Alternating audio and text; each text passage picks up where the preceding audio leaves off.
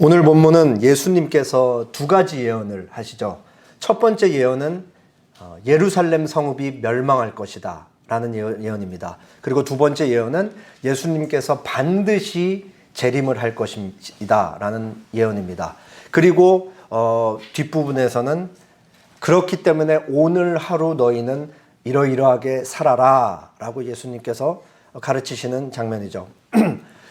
지난주 내용과 오늘 내용은 같은 자리에서 예수님께서 한 번에 가르치신 내용이에요. 그래서 한 번에 보면 좋은데 본문이 워낙 길기 때문에 제가 임의적으로 나눈 것입니다. 지난주에 예수님께서는 헤롯 대왕이 지었던 성전이 무너질 것을 예언하셨죠. 그러니까 제자들이 그걸 듣고 그럼 도대체 성전이 언제 무너질 것이며 무너지기 전에는 어떠한 징조들이 있겠습니까? 라고 물었습니다. 그러자 예수님께서 답을 하시는데 성전 전에 있을 징조들을, 성전이 파괴되기 전에 있을 징조들도 얘기를 하시고 동시에 이제 종말의 때에 있을 징조들에 대해서 같이 이 두 가지를 동시에 답을 하시죠. 그래서 예수님께서 하셨던 답은 거짓 선지자들이 출현할 것이며 기근과 같은, 지진과 같은 자연재해들이 있을 것이고, 그리고 전쟁이 끊이지 않을 것이며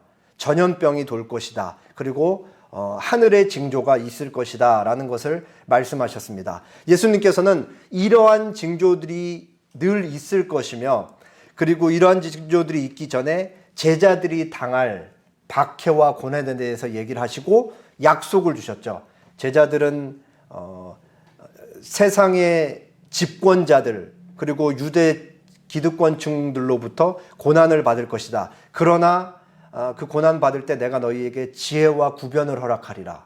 그리고 가장 가까운 가족, 친구, 친척 사이에서도 넘겨줌을, 배신을 당해서 넘겨줌을 당할 일이 있을 것이나 그렇게 죽임을 당할 일이 있을 것이나 내가 너희의 영혼을 끝까지 지킬 것이다. 그렇게 말씀을 하셨죠. 그리고 오늘 본문이 이어집니다.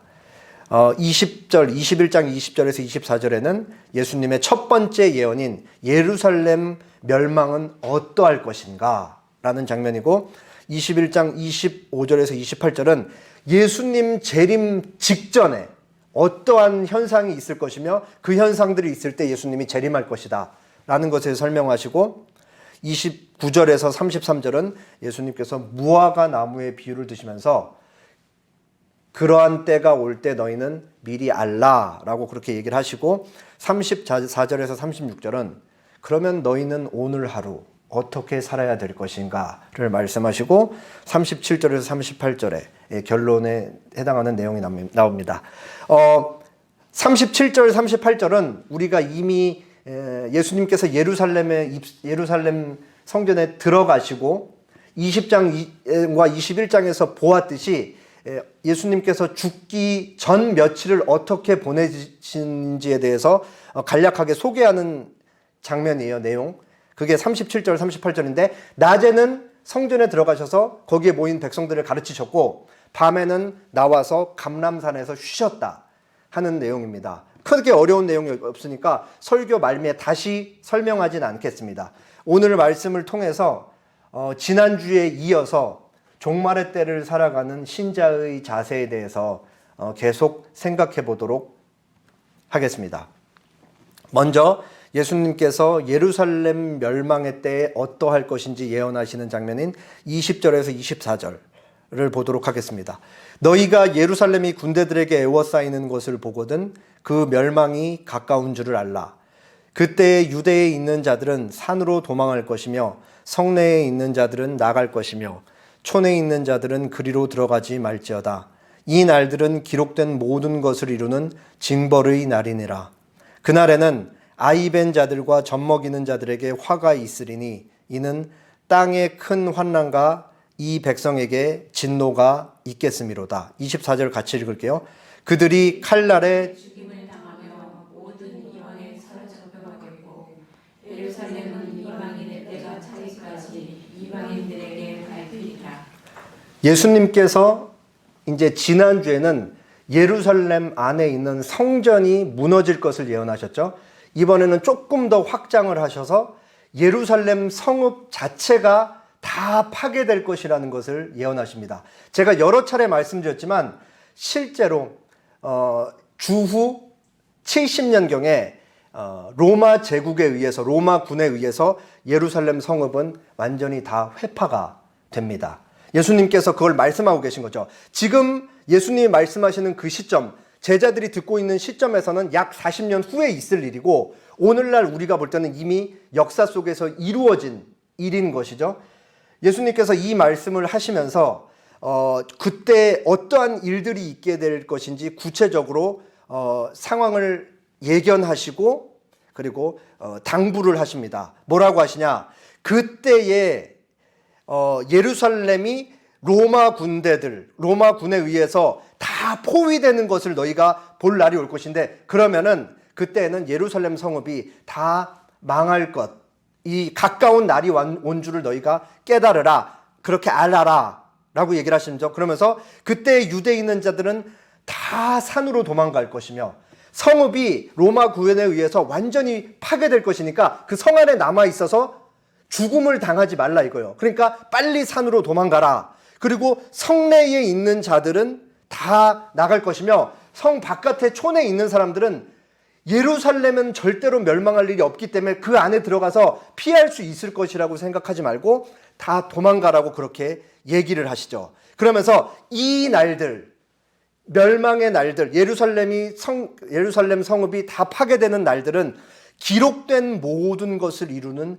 징벌의 날이라고 예수님께서 말씀합니다. 여기서 기록된 모든 것은 뭐냐? 구약 성경을 가리켜요. 구약 성경. 구약 성경에서 하나님께서 오고 오는 많은 선지자들을 통해 이스라엘 백성들을 향해서 계속해서 반복해서 말씀하셨는 내용이 뭐예요? 사랑하는 나의 백성들아, 돌이키라, 돌이키라, 돌이키라. 무엇으로부터 돌이키라고 얘기를 했어요? 우상 숭배로부터 계속해서 하나님께서 돌이키라고 그렇게 말씀을 하셨죠. 역사 속에서 이스라엘 백성들은 하나님께 우상 숭배로부터 제대로 돌이킨 적이 없어요. 그리고 때가 돼서 하나님께서는 그렇게 돌이킬 줄 모르는 백성들을 위해 예수님을 보내셔서 하나님의 뜻을 알리시고 백성들을 돌이키길 바라시죠. 그럼에도 불구하고 백성들은 돌이키지 않습니다. 모든 백성들은 아니지만 많은 백성들이 돌이키질 않죠. 그래서 하나님께서는 결국 옛 언약의 시대, 구약 이스라엘 시대를 이제 다 마무리 짓는 차원에서 이제 참성전인 예수님께서 오시고, 그리고 구약을 대표하는 공간이자 건물이라고 할 수 있는 성전을 다 이제 허물어 버리십니다.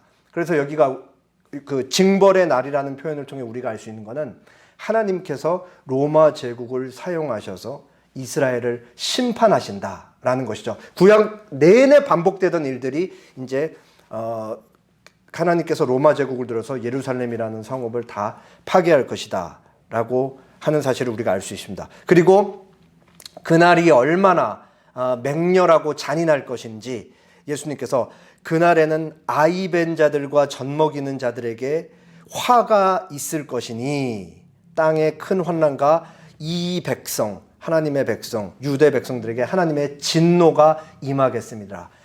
아이 벤 자들과 젖 먹이는 부모, 어미들, 막 태어난 아이들에게 젖을 먹이는 부모들, 어미들에게 화가 있으리로다. 책임져야 될 자식, 그 뱃속에 있는 아이, 갓 태어난 아기들, 너무 소중한 그 존재가 내 앞에 바로 있는데 그날이 너무나 맹렬하게 어른, 노인, 아이, 남녀 할 것 없이 로마군에 의해 굉장히 잔인한 학살이 이루어질 것이다. 그때는 무자비한 학살이 이루어질 것이기 때문에 그날에 아이가 있는 부모들은 큰 화가 있을 것이다 라고 그렇게 예수님께서 말씀을 하시는 것이죠.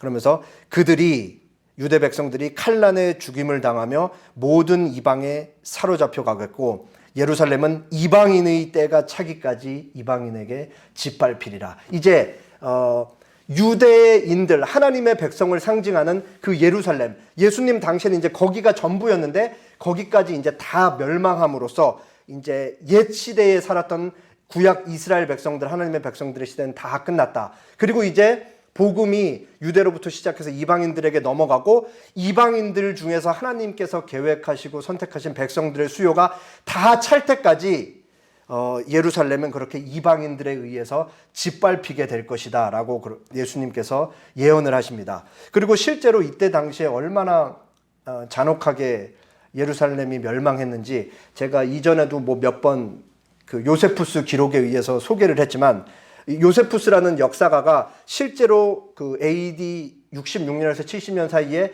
유대 그 독립혁명에 참전을 했다가 나중에 이제 돌아선 사람인데, 이 사람이 그때의 그 얼마나 잔혹함에 대해서 묘사를 했냐면은 그 예루살렘이 멸망하는 과정에서 무려 110만 명이 죽었고 9만 7천 명이 다 포로로 잡혀갔다고 합니다. 후대 학자들은 이 숫자가 과장된 숫자라고 얘기하기도 하는데, 한 가지 확실한 사실은 하나님의 백성들, 유대인들, 유대 백성들이 로마 제국에 의해서 굉장히 많이 학살됐다, 죽었다라는 사실을 우리가 알 수 있죠. 그리고 그것은 하나님의 심판이었다. 끝까지 돌이키지 않는 하나님의 백성들을 향한 하나님의 심판이었다라는 사실을 우리가 알 수 있습니다.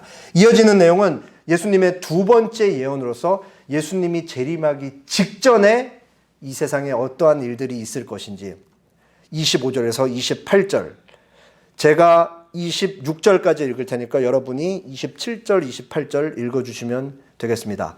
1월 성신에는 징조가 있겠고 땅에서는 민족들이 바다와 파도의 성난 소리로 인하여 혼란한 중에 곤고하리니 사람들이 세상에 임할 일을 생각하고 무서워함으로 기절하리니 이는 하늘의 권능들이 흔들리겠습니다. 그때에 사람들이 자가 불능을 타고 능력과 큰 영광으로 오는 것을 기다려. 이런 일이 되기를 시작하거든 일어나 머리를 들다. 너희 성령이 가까워지니 상하시더라. 예수님께서 재림 직전에 어떠한 징조들이 보일 것인가 라고 얘기하죠. 일월 성실, 성신은 별들을 얘기해요. 그러니까 하늘에 있는 해, 달, 별들의 어떤 변화가 있을 것이다. 이게 뭐 정확히 어떤 변화인지 우리는 알 수 없죠. 아직 아무도 경험을 못했으니까. 그런 뚜렷한 변화가 있을 것이고, 땅에서는 세상 모든 사람들이 바다가 너무나 이상한 급격한 뚜렷한 변화가 있을 것이기 때문에 그 바다의 변화를 보고 모두 다 굉장히 혼란스러워할 것이라고 얘기를 해요. 그 변화를 보면서 이제 뭔가 이 세상의 종말이 다가왔다, 끝날 세상이 다가왔다. 뭐 물론 당연히 예수님을 믿지 않는 사람들은 그게 예수님 재림의 때라고까지는 생각을 하지 않겠지만, 그러한 변화들이 너무나 뚜렷할 것이기 때문에 이제 진짜 무슨 일이 있어도 이 세상에 무슨 일이 있을 것이구나 라는 것을 알게 될 것이라는 것이죠. 그러면서 이러한 하늘의 징조와 땅에서는 바다의 징조가 일어날 때 이 일들을 보면서 사람들이 너무 무서워서 기절할 지경까지, 거의 정신을 잃을 지경까지 그렇게 그러한 일들이 발생할 것이다 라고 얘기를 하십니다.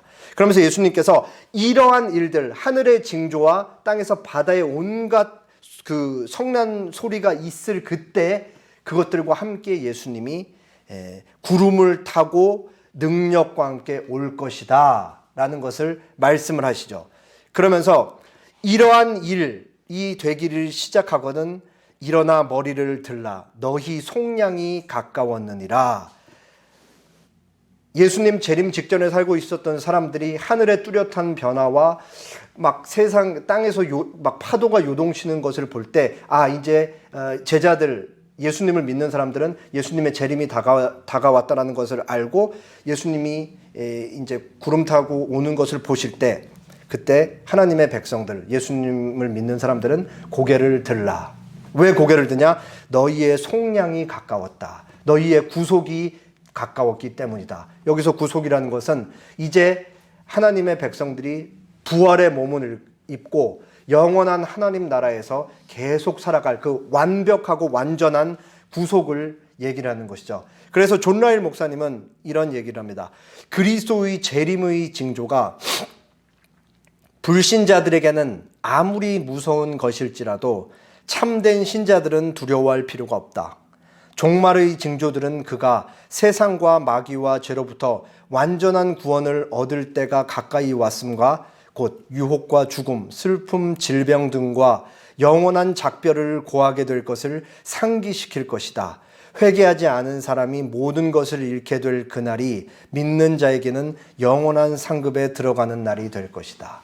예수님의 재림 징조가 있을 때 믿는 자들에게는 이 세상에 일어나는 그 변화들은 너무나 무서운 것들이지만 그때 믿는 자들은 고개를 들어서 드디어 예수님, 우리의 영원한 신랑이시자 왕 되신 예수님께서 이제는 심판주로서 우리에게 상급을 주시기 위해서 우리를 데리러 올 때가 가까이 온 것이구나 라는 것을 알기 때문에 고개를 들고 예수님을 반갑게 맞이해라 라고 그렇게 얘기를 하는 것이죠. 아마도 이 예수님의 얘기를 듣고 있는 제자들은 예수님이 무슨 얘기를 하시는 것인가 라고 혼란스러워하고 있었을 거예요. 왜 그래요? 예수님은 이제 예루살렘에 들어오셔가지고 제자들 머릿속에는 예수님이 이제 눈에 보이는 메시아 왕국을 이루실 것인데 예수님이 뜬금없이 성전 무너질 것이다. 예루살렘 성읍 다 멸망할 것이다. 그리고 내가 다시 올 것이다. 그러니까 지금 도대체 이게 우리가 뭘 듣고 있는 것인가? 예수님이 무슨 말씀을 하고 있는 것인가? 라면서 혼란스러워 했을 것이에요. 그럼 어쨌든 이어지는 내용에서 예수님이 또 같은 내용을 예수님이 다시 오신다는 내용을 무화과 나무 비유를 통해 반복을 하십니다. 이에 비유로 이르시되 무화과와 모든 나무를 보라. 싹이 나면 너희가 보고 여름이 가까운 줄을 자연히 아나니 이와 같이 너희가 이런 일이 일어나는 것을 보거든 하나님의 나라가 가까이 온 줄을 알라. 32절 33절 같이 읽을게요. 내가 진실로 너희에게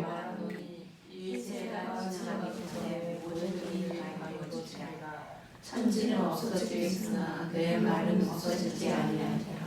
여기서 이제 무화과 나무와 모든 나무를 보라. 이거는 우리가 이해하기 쉽게 이거 그냥 읽어도 이해가 되지만 우리가 아주 이해하기 쉽게 말씀을 드리면 노란 개나리가 피면 우리나라에는 봄이 왔다는 걸 우리가 알듯이 지금까지 예수님께서 말씀드린 징조가 보이면 하나님의 나라가 진짜 이제 바로 코앞까지 왔다는 것을 알라라고 그렇게 얘기를 하시는 것이죠. 그러면서 이 세대가 지나가기 전에 이 모든 일들이 다 이루어질 것이다. 그러니까 예수님이 지금까지 말씀하셨던 예수님의 재림에 대한 징조가 이 인류 역사가 끝나기 전에 다 확실하게 일어날 것이다. 그렇게 말씀을 하시는 것이죠. 그러면서 예수님께서 얼마나 이것이 이제 확실하게 일어날 것인지 한 번 더 반복해서 말씀하시기를 천지는 없어지겠으나 내 말은 없어지지 않을 것이다. 온 천지 만물이 사라져도 예수님의 입에서 떨어지는 말씀은 하나님의 말씀이기 때문에 영원히 있을 것이고 반드시 그 일이 있을 것이다. 예루살렘 성읍이 멸망하는 것은 영화의 예고편과 같다는 거예요. 예고편. 우리가 1분짜리 혹은 한 2, 3분짜리 영화 예고편을 보면서 뭐를 알 수 있어요? 본편이 있다. 본편이 다 만들어졌다라는 것을 알 수 있는 거잖아요. 그것처럼 예루살렘 성읍이 멸망하는 것을 통해 그게 확실히 일어나면 예수님의 재림도 확실하게 있을 것이다 라는 것을 예수님께서 다시 한번 반복해서 확증하고 계시는 것이죠. 여기서 우리는 중요한 사실 한 가지를 배울 수가 있어요. 인류의 역사는 인간들이 주체가 되어서 흘러가고 있는 것이고 인간들에 의해 진행되고 있는 것이다 라고 우리는 다 생각하면서 살고 있지만 사실 인류 역사는 하나님의 주권하에 이루어지고 있는 것이다. 인류의 역사는 오직 단 한 지점, 한 곳, 한 시간만을 향해 달려가고 있다. 그것은 어디를 향해 달려가고 있냐?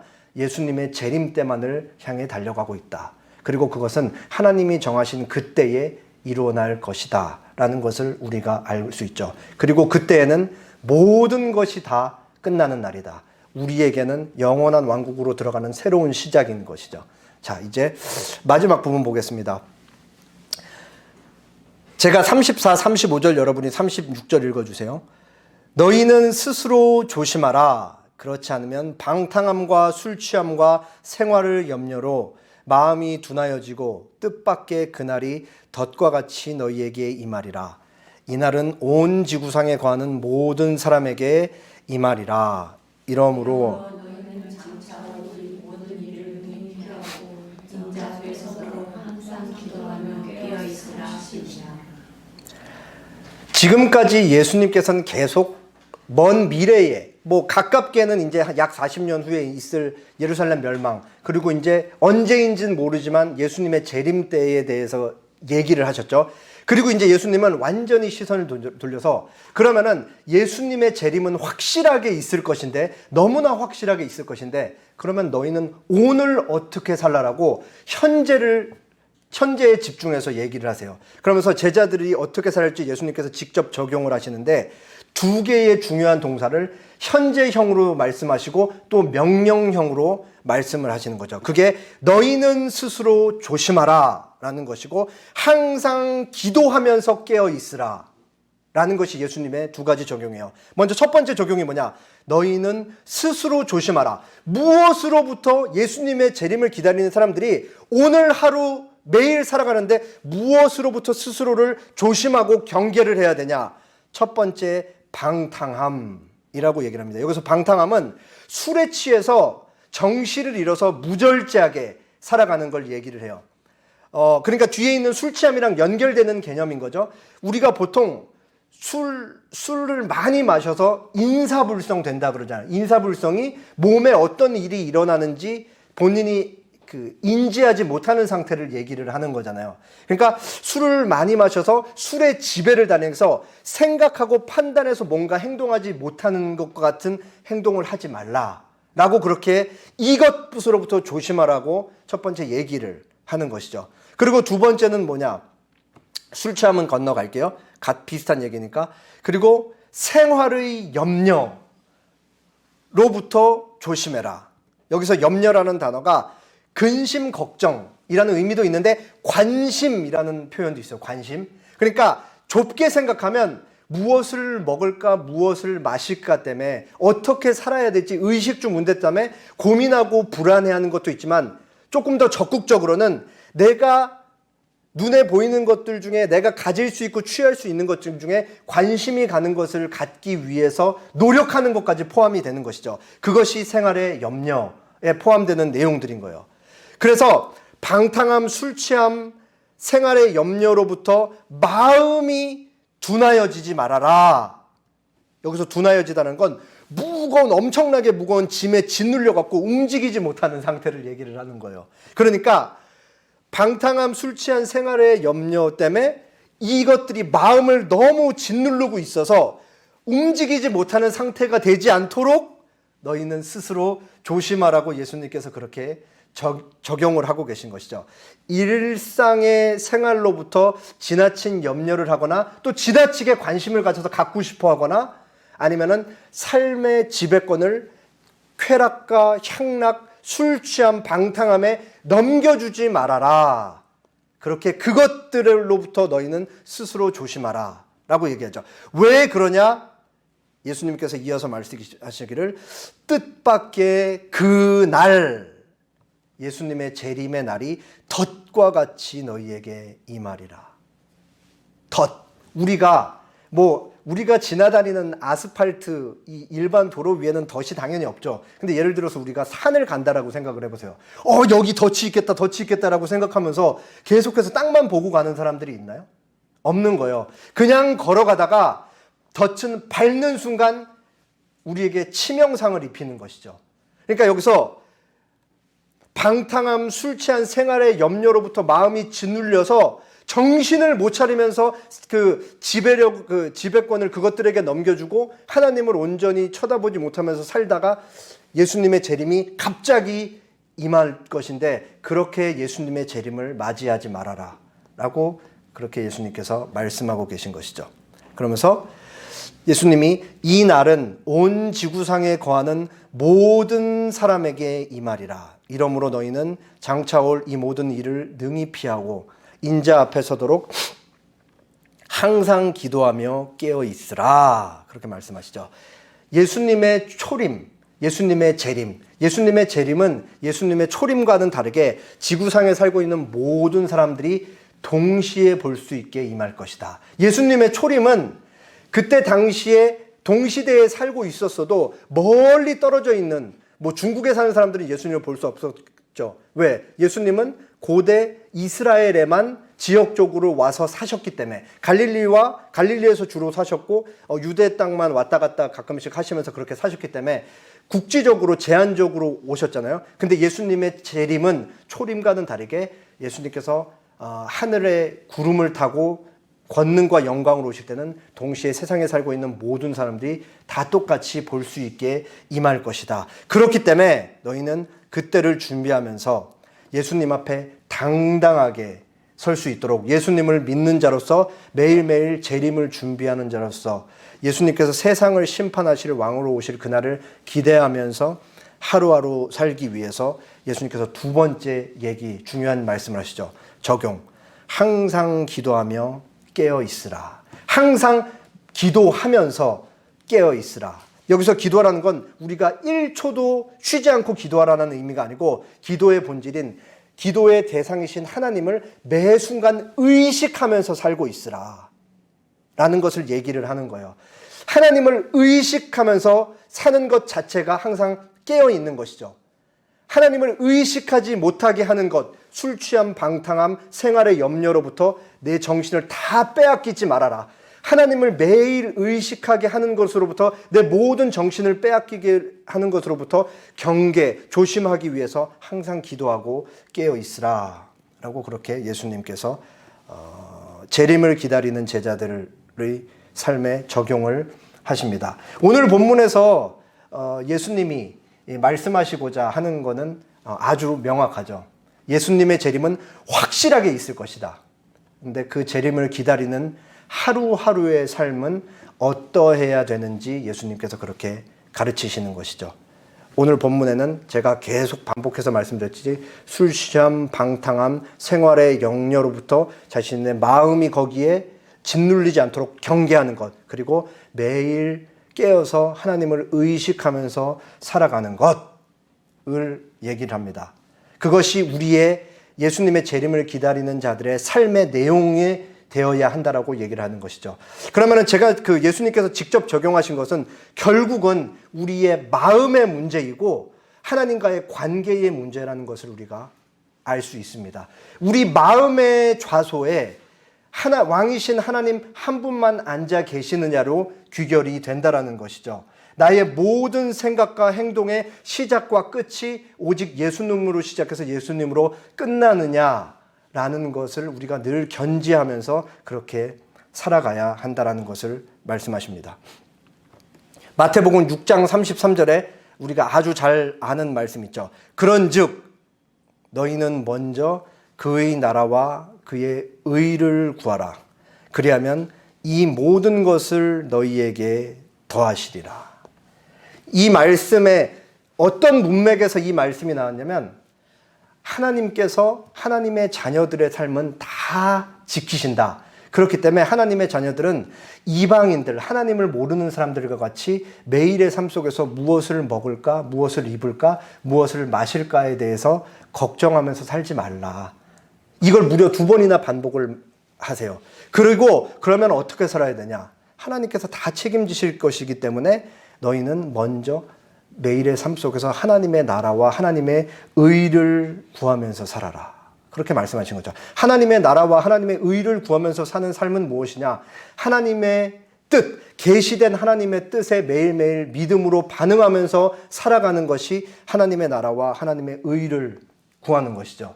근데 이게 우리가 현실을 살다 보면은 생각한 것처럼 쉽게 되지 않는다라는 사실을 우리가 알 수가 있죠. 왜 그러냐? 왜 하나님의 나라와 의를 구하라는 이 자명한 하나님의 뜻을 우리가 알고 있으면서도 우리가 이것을 현실 생활 속에서 이거를 잘 구현해내면서 살지 못하느냐? 하나님은 눈에 보이지 않는 하나님이시고 우리가 매일매일 하나님 나라를 살아가야 되는 현장은 물질 세계로 이루어져 있기 때문에 그러는 것이죠.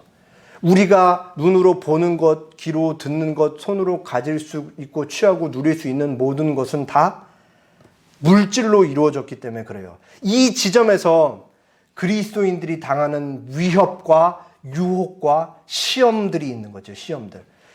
이제 이번 주 설교를 준비하면서 이제 제 과거와 현재를 좀 돌아보고 생각을 해봤어요. 부교육자 10년 좀 지나게 할 때는 큰 걱정이 없었어요. 큰 걱정이. 왜? 그냥 담임 목사님이 시키는 일만 충실하게 잘하고 맡기신 부서만 잘 맡으면은 뭐 교회에서 사례비도 주고 생활도 어느 정도 책임져 주기 때문에 별 걱정이 없는 거죠. 그냥 시키는 일만 잘하면 되는데. 근데 이제 저희 예살나무 교회도 이제 2년이 거의 다 돼 가는데 이 개척을 하고 나서부터는 부교역자 때랑은 완전히 다른 거예요. 하루하루가 계속 고비인 것이고 하나부터 열까지 개척한 사람이 다 책임을 져야 되는 것이죠. 그러니까 여기에서 어떤 시험이 저에게 있냐면 현실에 대한 시험이 있는 거예요. 현실에 대한 시험이. 왜냐? 하나님은 눈에 보이지 않는데 예배당 월세는 계속 나가야 되니까. 여기서 어떤 현실에 대한 시험이 있냐? 진짜로 하나님이 더 크냐? 돈이 더 크냐? 제가 여러 번 인용했듯이 독일 철학자 발처 베냐민이 얘기했잖아요. 돈은 인간에게 유사 전능함을 준다. 돈은 우리 눈앞에 있는 아이패드를 사게 해주고 뭐 성경책도 사게 해주고 스마트폰을 사게 해주잖아요. 근데 하나님이 말씀하시고 하나님의 존재와 하나님이 말씀하시고는 우리 눈에 보이지 않죠. 그러니까 매일의 삶 속에서 매 순간 시험이 오는 거예요. 진짜로 너의 삶 속에 눈에 보이지 않는 하나님이 더 크냐? 아니면 너한테 직접 손에 잡히게 해주는 그 돈이 더 크냐? 이 시험이 계속 있는 거예요. 저한테도. 우리 모두가 매일 경험하는 시험인 거잖아요. 그래서 이 시험이 믿는 개척한 목사를 어떤 자리로까지 이끄냐? 비겁하게 만드는 것이죠. 비겁하게 만드는 거. 비겁하게 만든다는 말은 뭐냐면 하나님의 뜻이 무엇인지 어디에 있는지 정확하게 알면서도 눈을 한번 질끔 감아버리는 거예요. 하나님은 이거를 나의 삶 속에서 원하신다라는 걸 알면서도 슥 피하는 것이죠. 왜? 현실에 위협이 있고 현실에 시험이 있으니까. 그러면은 눈 한번 질끔 감으면 모든 게 해결되냐? 그렇지 않아요. 이제 계속 죄책감에 시달리는 죄책감에. 아이고, 내가 이걸 어떡하나. 이렇게 반복되면서 그 온갖 죄책감에 막 억눌리면서 살아가면 결국은 어떤 생각까지 이어지냐? 에라이 모르겠다 까지 가는 거예요. 나한테서 자격과 조건을 찾고 이 정도 실력밖에 안 되는데 무슨 개척을 해가지고 교회를 이끈다고 그렇게 큰 소리를 떵떵 칠 수 있는가? 다 포기하고 싶다라는 생각이 드는 것이죠. 그때 이제 다시 이 말씀을 볼 수 있는 거예요. 그런즉 하나님께서 너희의 삶을 다 지키고 보호할 것인즉 그러므로 너희는 먼저 그의 나라와 그의 의를 구하라. 그리하면 이 모든 것을 너희에게 더하시겠다. 하루에도 수십 번씩 이거 내가 언제까지 할 수 있을까? 언제 그만둘까? 언제 포기해야 될까를 계속 생각하는 중에 다시 한번 생각을 다잡고 포기하면 안 되고 다시 한번 내 마음을 고정시켜서 끝까지 견뎌보자, 인내해보자. 이게 반복되는 가운데 하나님께서 나의 삶 속에 우리들의 삶 속에 우리가 그럼에도 불구하고 하나님의 나라와 하나님의 하나님의 뜻을 쫓으면서 살아갔더니 하나님께서 진짜로 우리의 삶을 책임지시더라 라는 것이 삶의 곳곳에서 보일 것이다. 사실 과거에도 그래 왔지만 우리는 인간이기 때문에 늘 흔들리면서 가니까 하나님께서 계속 그것을 우리에게 보여주시면서 가실 것이다 라는 것을 이제 믿고 견뎌내는 거죠. 하루하루를. 하나님의 뜻 앞에 눈 한번 질끈 감아버리고 비겁한 내 자신을 보는 것과 하나님의 뜻을 쫓기 위해 분투하는 내가 양립 불가능한 것처럼 보이지만 사실은 나라는 한 존재 속에서 계속 반복해서 공존하면서 일어나고 있다는 사실을 우리가 계속해서 배우는 것이죠. 삶 속에서. 그래서 내가 얼마나 비겁한지 그럼에도 불구하고 하나님이 얼마나 크신 사랑으로 나를 붙잡고 계신지 그렇기 때문에 그 사랑을 다시 한번 깨닫고 나는 하나님의 뜻을 쫓아 살아갈 수 있다. 그렇게 나는 하나님의 사랑에 힘입어서 하나님의 나라와 의를 구하는 삶을 사는 원동력을 가질 수 있다. 라는 것을 배우는 것이죠. 어쨌든 변하지 않는 사실, 우리가 하나님의 크신 권능 앞에 붙잡혀 있다. 라는 것을 아는 거예요. 그러니까 예수님의 재림을 준비하는 삶이란 멋들어지게 주님의 말씀을 잘 삶 가운데 실천해서 승리를 맛보는 걸로 그렇게 점철되어 있으면 너무나 좋겠지만 사실은 주를 이루는 것은 매일매일 견뎌내고 버텨내고 인내하는 것으로 주를 이룰 수밖에 없다는 것을 우리 삶의 현실을 보면서 알 수 있는 것이죠.